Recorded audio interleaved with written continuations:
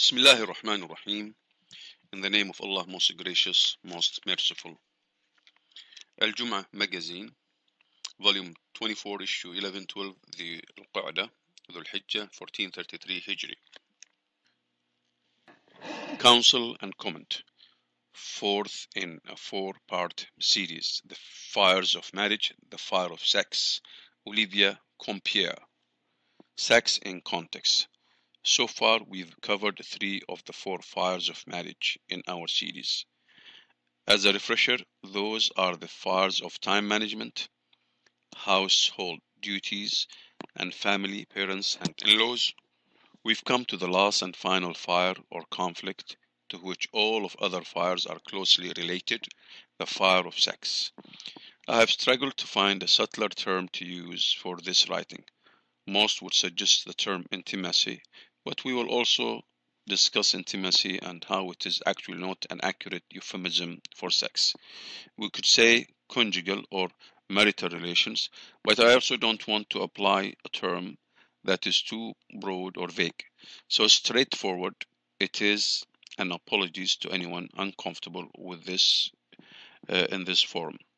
You may be wondering how things like dealing with time, family, and housework are related to what goes on in the bedroom, but they are. In fact, every aspect of our marriage correlates to what happens there. This is because a couple's sex life is a direct reflection of how well or how poorly everything else is going. Couples who are having regular conflicts about in-laws time or who does what at home are not going to be having intimate, passionate, are not going to be having intimate, passionate sex.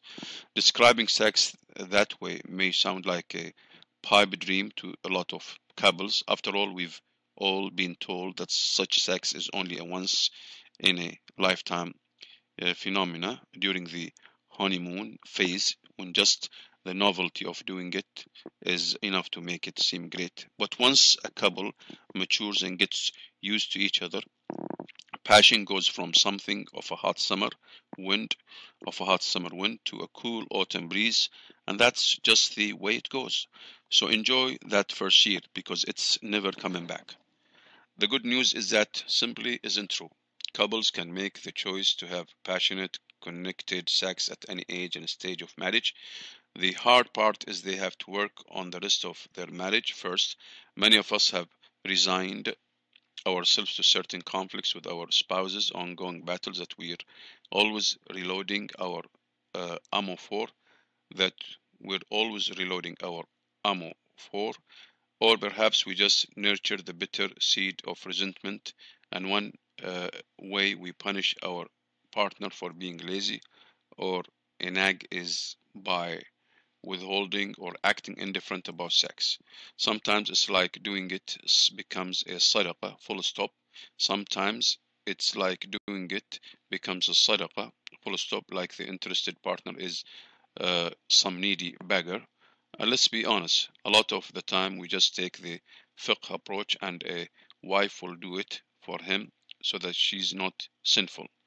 Couples can lapse into this kind of attitude for a lifetime. Actually, I will venture saying that most do this eventually. Going deep. Going deep. Writing on the previous fires, I alluded to the notion that if men did more housework and stopped acting like it was a favor but a true responsibility, they would be surprised at how much more forthcoming their wives might be between the sheets. This is because sex is not just a mere physical performance, though it is part of our nature to desire the physical pleasure of it.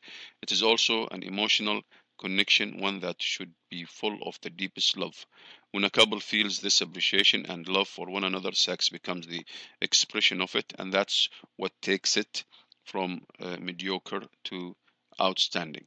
That is intimate sex, which in fact is the deepest intimacy Allah has made available to us.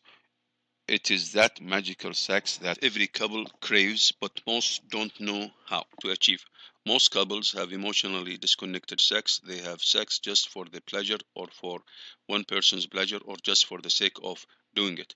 Couples who have a conflict in the bedroom, boring, frustrating, or dispassionate sex, they need to look outside of the bedroom first. There is definitely credence to understanding your spouse's preferences and dislikes, but for most people, this is only part of the problem, if a problem at all. The real rub is that most people lack intimacy throughout the rest of the day. They may only speak to each other in passing, or worse, nag or belittle each other when they do speak. They feel frustrated with each other and argue about time, family, and the house. If you ask such a husband and wife during the daylight hours if they felt passionate about each other, they might say they feel passionately angry, passionately resentful, but that's about it. If they can't fathom reaching out and intimately connecting while they converse or eat dinner or clean the house, there is no way their dead passion is going to be suddenly resurrected in the bedroom. It just won't happen.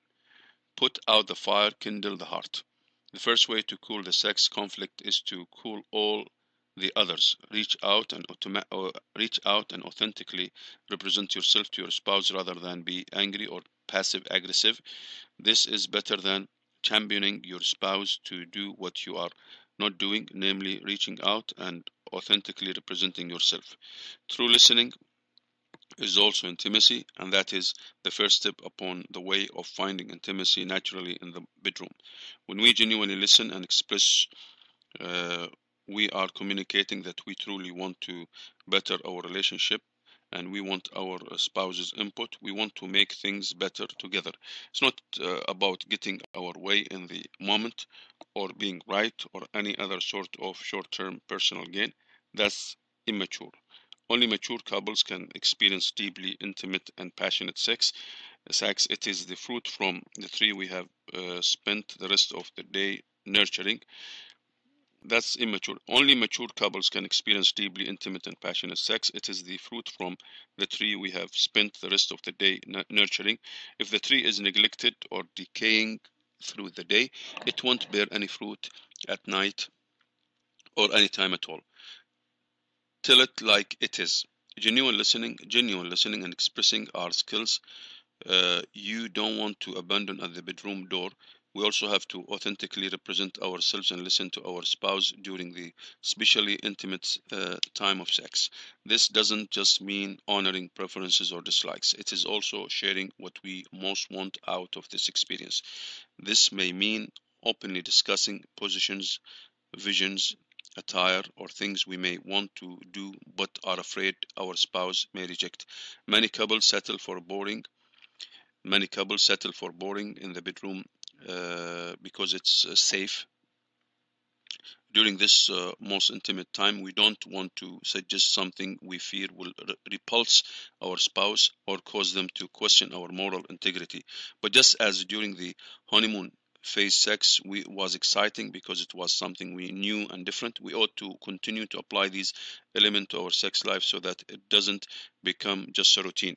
Now for the hard part, making a change or suggestion doesn't start with your spouse. Expression begins with you. So you don't try out your new intimacy by asking your spouse what your spouse thinks would be fun or interesting. You be first to make a bold suggestion, even if you feel some trepidation. And of course, if this is something you're not used to doing, you surely will. Remember, intimacy starts with an I. Taking this I step makes us vulnerable. We risk having our partner reject or embarrass us. So by taking the step, we are also communicating a very intimate message. I trust you and you're worth the risk.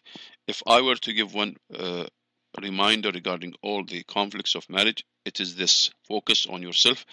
There is always room for self-improvement, and when you improve yourself, you automatically improve your relationships. Even if your spouse doesn't change, at least you did. You made the choice to live according to principle, not a quid pro not quid pro quos. I pray, inshallah, that all of us are blessed with the kind of intimate marriages that are fruitful in all good ways, and that Allah grants us the maturity and the strength of character to better ourselves every day. Ameen. Alhamdulillah.